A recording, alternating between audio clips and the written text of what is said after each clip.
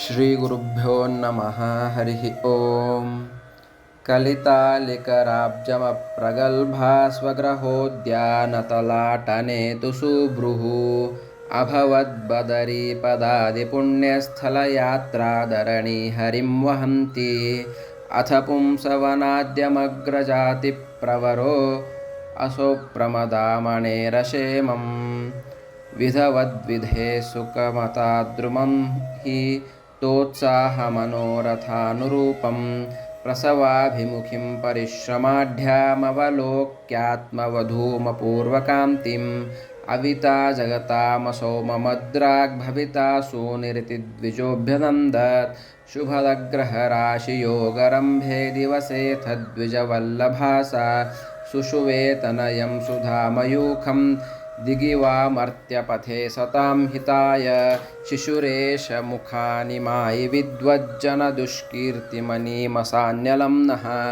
ಸ್ವಯಶಃ ಸುಧಯಾಭಿಷಿಚ್ಯ ಕರ್ತಾ ಧವಲಾನೀತಿ ದಿಶೋ ದಧು ಪ್ರಸಾದಂ ಮಮ ಮಧ್ವತನೋರ್ಮತಪ್ರಕಾಶಂ ಪೃಥಕೋऽಸೌ ತನಿತಾತರಾಂಭುವೀತಿ ಪ್ರಮದೋತ್ಕರಧೂರ್ವಃ ಪ್ರತೋಲ್ಯಾಮರುದಾಧತ್ತಪದಾನಿ ಮಂದಮಂದಂ ಅತಿತೃಪ್ತಿಮಪೂಪಸೂಪಸರ್ಪಿಃ ಪ್ರಚುರಾನೈರುದರಾಶ್ರಿತಃ ಸತಾಂ ಮೇ ಶಿಶುರೇಶ ಕರಿಷ್ಯತೀತಿ ಹರ್ಷಾತ್ ಪ್ರಣನರ್ತಜ್ವಲನಃ ಪ್ರದಕ್ಷಿಣಾರ್ಚಿಃ ತನಯೋದಮಶಂಸಿನೇ ತದಾನಿಂ ಪುರುಷಾಯ ದ್ವಿಜಪುಂಗವಃ ಸಹರ್ಷಾತ್ ದ್ರವಿಣಾಭರಣಾಂಬರಾದಿದತ್ವಾಪ್ಯಮತಾತ್ಮಾನಮಮುಷ್ಯ ಚಾಧಮರ್ಣಂ ತನುಜಾತಮಹೋದಯೇ ದ್ವಿಜನ್ಮ ಪ್ರವರೋऽಸೌ ಪರಿತಃ ಪುರಾದುಪೇತಾನ್ ಧರಣೀ ವಿಬುಧಾನ್ ಧನೈಸ್ತದಾನಿಂ ವಿದಧೇನಂ ದಧುನೀರಧೋ ನಿಮಗ್ನಾನ್ ಕೃತಮಂಗಲಮಜ್ಜನಃ ಸ ಭೂಮಿ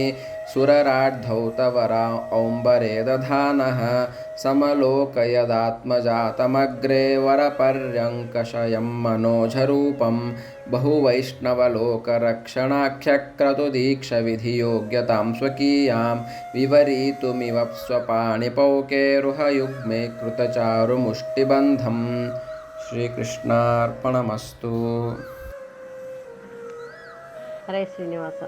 ಇದುವರೆಗೆ ನಾವು ಕೇಳಿದ್ದು ಶ್ರೀ ವಿದ್ಯಾಧೀಶ ವಿಜಯ ಕಾವ್ಯದ ದ್ವಿತೀಯ ಸರ್ಗದ 12ನೆಯ ಶ್ಲೋಕದಿಂದ 22ನೆಯ ಶ್ಲೋಕಗಳವರೆಗೆ. ಈಗ ಅದರ ಭಾವಾರ್ಥವನ್ನು ಓದುವೆ. ತನ್ನ ಮನೆಯ ಉದ್ಯಾನದಲ್ಲಿಯೂ ಸಂಚರಿಸಲು ಅಸಮರ್ಥಳಾದ ಆ ಗಂಗಾದೇವಿಯು ಬದರಿ ಮೊದಲಾದ ಪುಣ್ಯಕ್ಷೇತ್ರಗಳಿಗೆ ಯಾತ್ರೆ ಮಾಡಲು ಉತ್ಸುಕಳಾಗಿದ್ದಳು. ಅನಂತರದ ಬ್ರಹ್ಮಣೋತ್ತಮರಾದ ಆನಂದಾಚಾರ್ಯರು ತಮ್ಮ ಪತ್ನಿಗೆ ಪುಂಸವನ, ಸೀಮಂತ ಇವೇ ಮೊದಲಾದ ಶಾಸ್ತ್ರವಿಹಿತ ಸಂಸ್ಕಾರಗಳನ್ನು ಗರ್ಭದಲ್ಲಿದ್ದ ಶಿಶುವಿನ ಮಹಿಮೆಗೆ ಉಚಿತವಾಗುವ ಉತ್ಸಾಹ ಮತ್ತು ಮನೋರಥಗಳಿಂದ ಕೂಡಿದವರಾಗಿ ಮಾಡಿದರು. ತುಂಬು ಗರ್ಭಿಣಿಯೂ ಅಪೂರ್ವ ಕಾಂತಿಯುಳ್ಳವಳೂ ಆದ ತಮ್ಮ ಪತ್ನಿ ಹೆಂಡತಿಯನ್ನು ನೋಡಿ ಆನಂದಾಚಾರ್ಯರು ಜ್ಞಾನೋಪದೇಶದ ಮೂಲಕ ಜಗತ್ತನ್ನು ರಕ್ಷಿಸುವ ಮಗನು ಶೀಘ್ರದಲ್ಲಿಯೇ ಹುಟ್ಟುವನೆಂದು ತಿಳಿದು ಸಂತೋಷಪಟ್ಟರು. ಮಂಗಳಕರವಾದ ಗ್ರಹ ನಕ್ಷತ್ರಗಳು ಉಚ್ಚಸ್ಥಾನವನ್ನು ಅಲಂಕರಿಸಿದ ಒಂದು ಶುಭ ದಿನದಲ್ಲಿ ಆ ವಿಪ್ರ ಪತ್ನಿಯು ಸಜ್ಜನರ ಕಲ್ಯಾಣಕ್ಕಾಗಿ ಮಗುವಿಗೆ ಜನ್ಮ ಕೊಟ್ಟಳು. ಜಗನ್ಮಿಥ್ಯ ಮೊದಲಾದ ವೇದ ವಿರುದ್ಧವಾದ ಮತವನ್ನು ಆಶ್ರಯಿಸಿದ ವಿದ್ವಾಂಸರ ದುಷ್ಟ ಕೀರ್ತಿಯಿಂದ ಮಲಿನಗೊಂಡ ನಮ್ಮೆಲ್ಲರ ಮುಖವನ್ನು ಆ ಮಗುವು ತನ್ನ ಕೀರ್ತಿ ಎಂಬ ಅಮೃತದಿಂದ ಅಭಿಷೇಕ ಮಾಡಿ ಶುದ್ಧ ಮಾಡುವನೆಂದು ತಿಳಿದು ದಿಕ್ಕುಗಳೆಲ್ಲವೂ ಪ್ರಸನ್ನವಾದವು. ಆ ಬಾಲಕನು ಜಗತ್ತಿನಲ್ಲಿ ದ್ವೈತ ಸಿದ್ಧಾಂತವನ್ನು ಪ್ರಕಾಶಗೊಳಿಸುವನೆಂದು ತಿಳಿದು ಮಾರುತವು ಅತ್ಯಂತ ಹರ್ಷದಿಂದ ಬೀದಿಗಳಲ್ಲಿ ಮಂದವಾಗಿ ಬೀಸಿತು.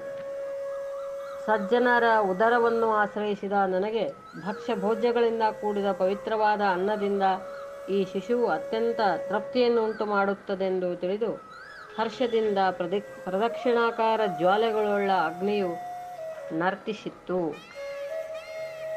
ಪುತ್ರೋತ್ಸವದ ಶುಭ ವಾರ್ತೆಯನ್ನು ತಿಳಿಸಿದ ಪುರುಷನಿಗೆ ದ್ವಿಜಶ್ರೇಷ್ಠರಾದ ಆನಂದಾಚಾರ್ಯರು ಸಂತೋಷದಿಂದ ಧನ, ಕನಕ, ವಸ್ತ್ರಾದಿಗಳನ್ನು ಕೊಟ್ಟರು. ಆ ಶುಭ ವಾರ್ತೆಯನ್ನು ತಿಳಿಸಿದ ಪುರುಷನ ಋಣದಿಂದ ತಾವು ಮುಕ್ತರಾಗಿಲ್ಲವೆಂದು ಭಾವಿಸಿದರು.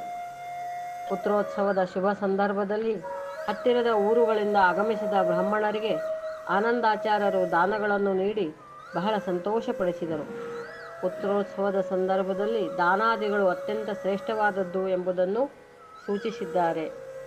ಮಂಗಳ ಸ್ನಾನವನ್ನು ಮಾಡಿದ ನಂತರ ಆನಂದಾಚಾರ್ಯರು ಶುಭ್ರವಾದ ವಸ್ತ್ರಗಳನ್ನು ಧರಿಸಿ ಉತ್ತಮವಾದ ಪರ್ಯಂಕದಲ್ಲಿ ಮಲಗಿದ ಮನೋಹರವಾದ ಮಗನನ್ನು ನೋಡಿದರು.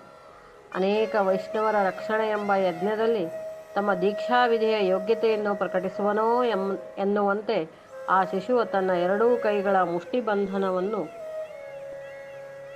ಬಂಧನವನ್ನು ಮಾಡಿಕೊಂಡಿರುವನು.